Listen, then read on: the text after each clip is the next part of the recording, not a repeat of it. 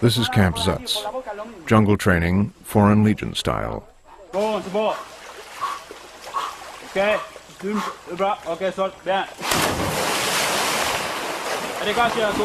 Armies from around the world come here to train. Only the Legionnaires keep coming back. Fergal Keating is a jungle warfare specialist, nearing the end of his second 5-year contract. He's come here to pass on all he knows about survival and combat under extreme conditions. How hard is it here in the jungle at the center? It will depend on the attitude of the student, if he's strong-minded. The jungle is where the strong become weak and the weak become strong. It's a very good test of character builder. As in real combat, there's no safety net here. Accidents are just another part of Legionnaire life. If you train hard, there are a few casualties. It's a real risk. And if you die, well, that's one of those unfortunate aspects of training.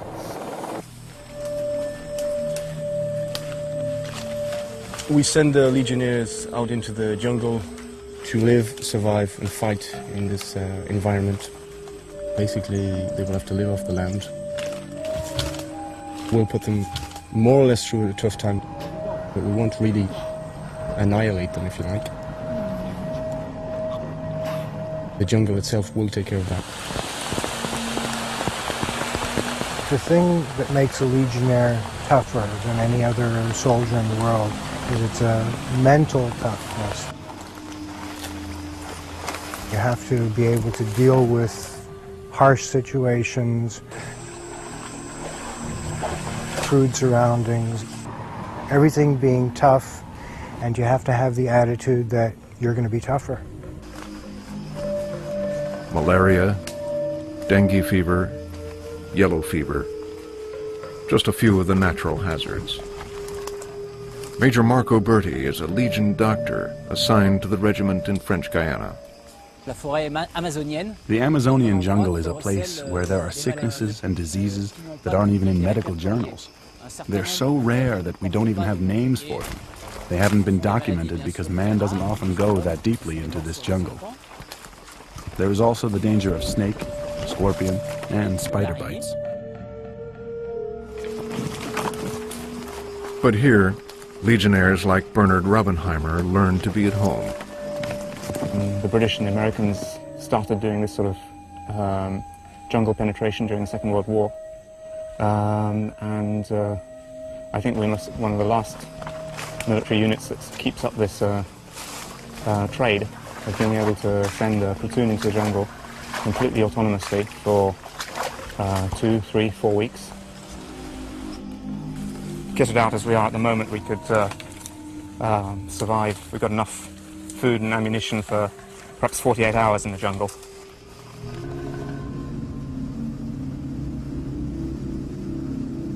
Out here, the Legion has 2 missions: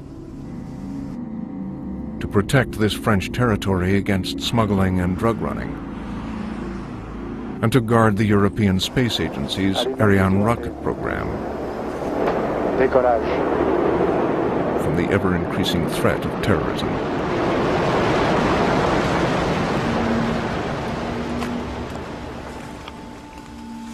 Our company in particular has the ability to go pretty well anywhere in the jungle, so the regiment has a serious role in guarding the site and just keeping a military presence.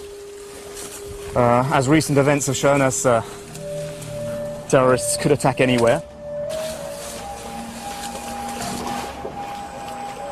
The jungle has a way of holding on to people. As the officers like to say, the Legionnaire may leave Guyana, but Guyana will never leave the Legionnaire.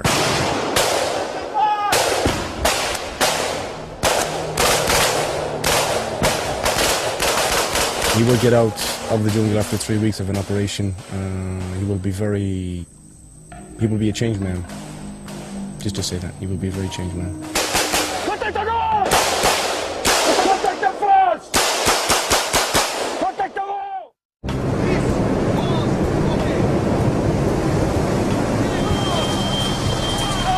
If there's an elite unit of the French Foreign Legion, it's the paratroopers who make up the Airborne's 2nd Regiment. Based on the island of Corsica, just off the coast of southern France, these men are the best the Legion has to offer. Here at Camp Rafale, 1,100 Legionnaires and 60 French officers hone their skills to a fighting edge. Their reward? The top combat assignments in the Legion. There's nobody in the regiment who doesn't jump. Everybody has to jump. If you're a clerk, if you're a cook, doesn't matter what you do, you still jump.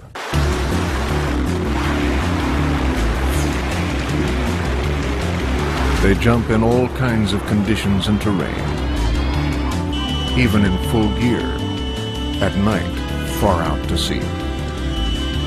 Paddy Malone has been at it with the Legion for the past 18 years. Not an easy life. It's not, it's not a pushover thing. We're just soldiers, professional soldiers, trained to do a professional job. The action begins at 15,000 feet, and the training ensures they'll be ready when the real battles come. With hundreds of jumps to their credit, they're the masters of free fall. I would compare us to any other parachute regiment in the world. We can keep up with them, no problem. Rapid insertion is the backbone of special operations, like those conducted in the world's war on terror.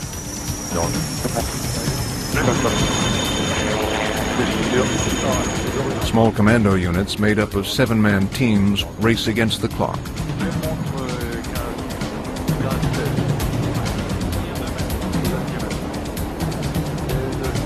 From insertion to extraction, they have only 11 minutes to complete their mission.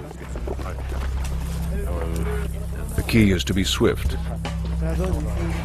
silent, and deadly.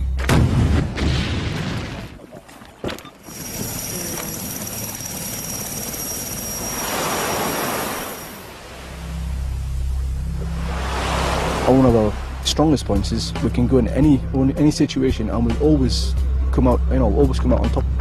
We can adapt to any situation, anything. Or go into the mountains or go on the plains, we don't care. Just go in there and get it done, go in there and get the job done to prove our reputation, to prove that we are what we are and we can do what we do, you know? That we are as good as people say we are. Today's Legionnaire may be technologically superior to his predecessor, but both share a common origin. Inside, the Legionnaires are the same they were 50, 100 years ago. When they joined, they learned to build an armor. Outside, they are really strong men, good warriors, very disciplined. They look impressive. But each of them has a hidden face. No matter their reason for joining, their willingness to face death makes them the perfect soldiers. When he enlists, a Legionnaire puts his fate in his commander's hands. No questions asked. If we get sent somewhere to fight, either we finish it or we stay. Basically, the French army's got no scruples whatsoever to send us to places where you die. Because we're foreigners. Serving under the banner of the United Nations hasn't thrown off their stride. In 1993, we're in Sarajevo. We had to wear the Berry Blue. There was a big discussion, should the Foreign Legion wear a Berry Blue? If you get sent to do that particular job, to fill in that particular task, the colour of the beret doesn't matter. For us, it comes within. What will never change is the way Legionnaires and the Legion see each other. I think the Legion will always remain a home for some people who had troubles in their life and who wants to find something hard to realize themselves. That's what makes a Legion unique. When you've got a bunch of guys that have been live together for 5 years, they get to know each other, you know? They know when not to push and when to push. When to give a guy a smack on the head, like, you know, and not to do it. And the guys have their ups and downs, you know? It's like a family, you know? After 5 years, a Legionnaire's service ends.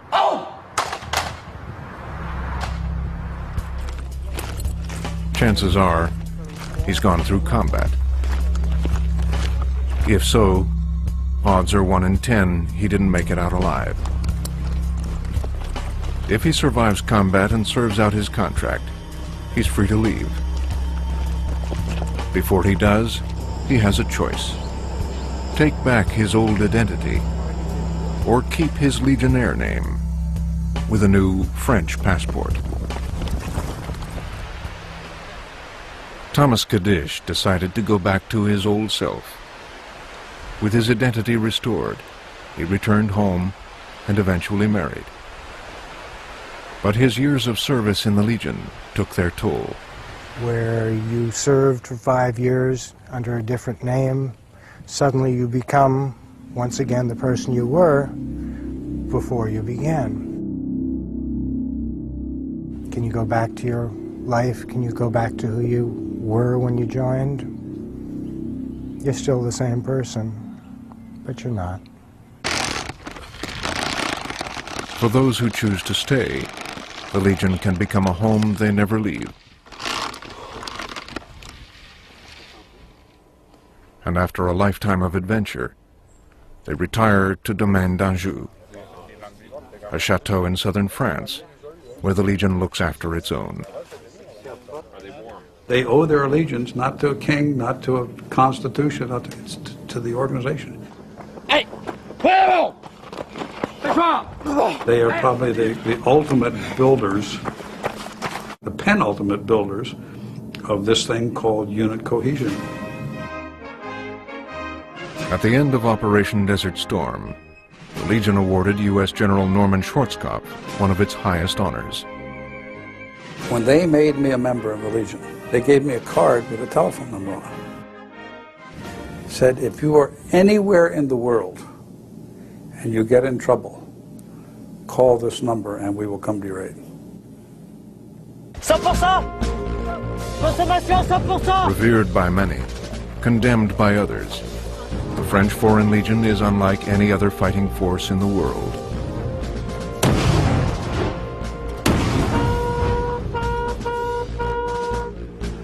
An army within an army. A depository for the world's misfits, adventurers, and romantics. Legionnaires live by a code of honor, based on discipline, solidarity, and respect. They fight for France, but swear allegiance only to each other. They're holdovers from a simpler time. Warriors first, countrymen last, fighting together until the bitter end.